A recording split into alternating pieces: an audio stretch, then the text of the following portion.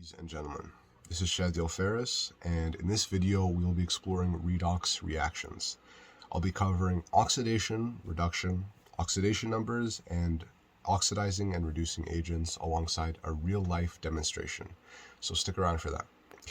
Very important disclaimer. I want to emphasize that the information presented in this video is educational and for entertainment purposes only. I'm not a licensed professional, and the content shared here should not be considered as professional advice. Throughout the making of this video, I have taken all the necessary precautions and safety measures to handle the chemicals you will see. I am performing this with care and safety in mind at every step, and I strongly urge you not to attempt to replicate the experiments or handle any chemicals shown here unless you have the proper knowledge, experience, or authorization. Chemicals, even those demonstrated in this video, can be hazardous if not handled properly. Mishandling or misuse of chemicals may lead to serious injuries, health risks, or property damage. Therefore, it is essential that you consult a qualified professional or authoritative figure, such as a chemist, teacher, local authorities, before attempting any similar activities. By choosing to watch and engage with this content of this video, you acknowledge and accept that you are solely responsible for your own actions. I assume no liability for any injuries, damages, or consequences that may arise from your attempts to replicate or apply the information provided in this video. Remember, safety is number one priority, as Bill Nye used to tell us, and if you are uncertain about any aspect of the procedure or materials discussed here, please refrain from attempting them and seek proper guidance. With that being said, the reaction we'll be studying today is between iron oxide and aluminum. It is essentially creating thermite, and it is a redox reaction. Now then,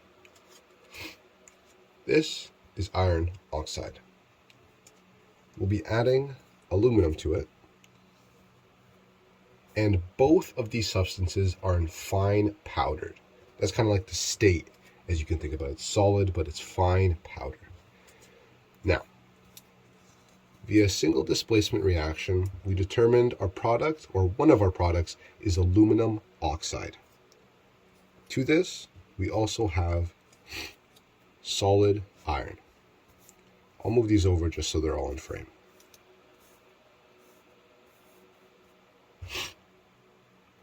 Now, what we'll be doing is we'll be identifying our reducing and oxidizing agents.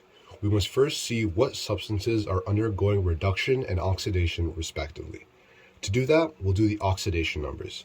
Previous experience in oxidation numbers helps, but I'll explain as I go through. Since none of these are ions, they are all neutral. The sum of all oxidation numbers of a neutral compound must be 0. So we can ask ourselves as we go through, how do we make this equal 0? Starting off with iron oxide. We know that, other than a few exceptions, oxidation number for oxygen is -2. Now, we can multiply this -2 by the subscript of 3, and we have -6. Now, this is where we can ask ourselves, how do we make this equal 0? So, the only thing that makes -6 0 is +6. But because we have this subscript of 2, we have to take that into account. We'll essentially just be dividing +6 by 2, which is +3. Now, the subscript, or the oxidation number of any uncombined element is 0. So for aluminum, our oxidation number is 0. Now, similar to how we did iron oxide, we'll do aluminum oxide. So we have -2, and we have to take into account the subscript of 2 for aluminum, and we get +3. You can multiply these in your head, see that this is -6, and +3 times 2 is +6. And that'll create a neutral compound of 0. Now, similar to aluminum, iron, uncombined element, has an oxidation number of 0. Now that we have our oxidation numbers, we can compare and contrast the differences. We can notice that iron went from +3 to 0. That's a reduction. So you can see how that fits. Reduction, reducing.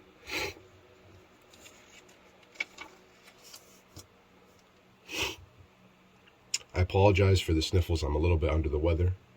Now, we also have aluminum, which went from 0 to +3. That's an increase, or oxidation.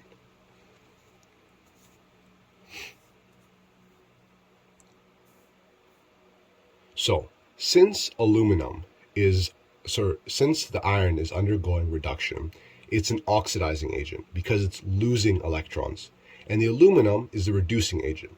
In any redox reaction, you always need to have reduction and oxidation respectively, and there will always be an oxidizing agent and a reducing agent respectively. Now, looking at this reaction or this equation isn't balanced. So to balance it, as we have 2 aluminums on the product side, we're going to add a coefficient of 2 to the reactant side.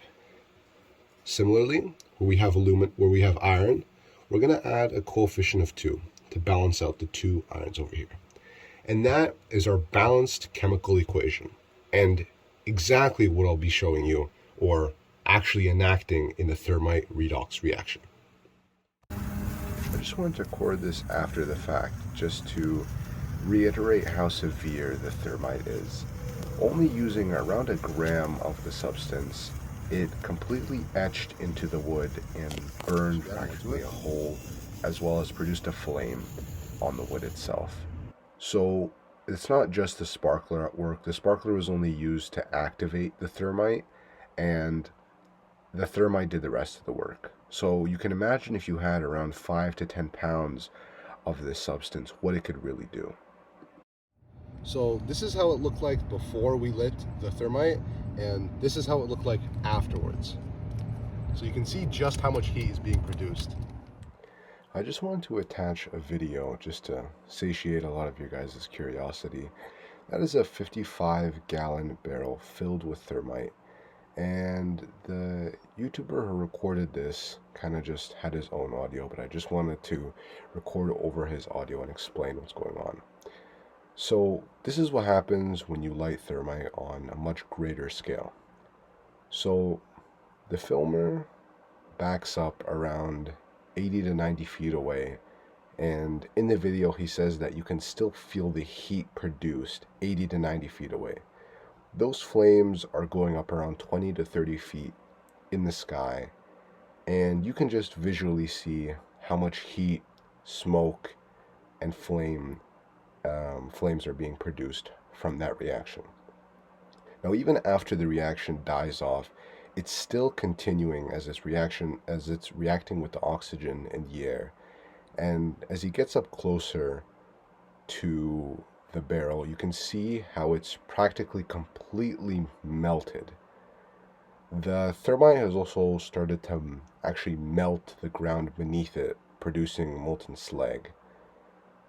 And just continuing to see this reaction go off is quite crazy. So to compare, we only lit about 1 gram up, and there was a small flame being produced from the sparkler. This is 55 gallons of thermite. So I thank you all for watching and tuning in. I hope you learned something, and please be careful with your thermite, as you never know what can happen. And if you just so happen to get 55 gallons of thermite, you could reproduce that reaction, though not suggested and not recommended. Thank you, and have a good one.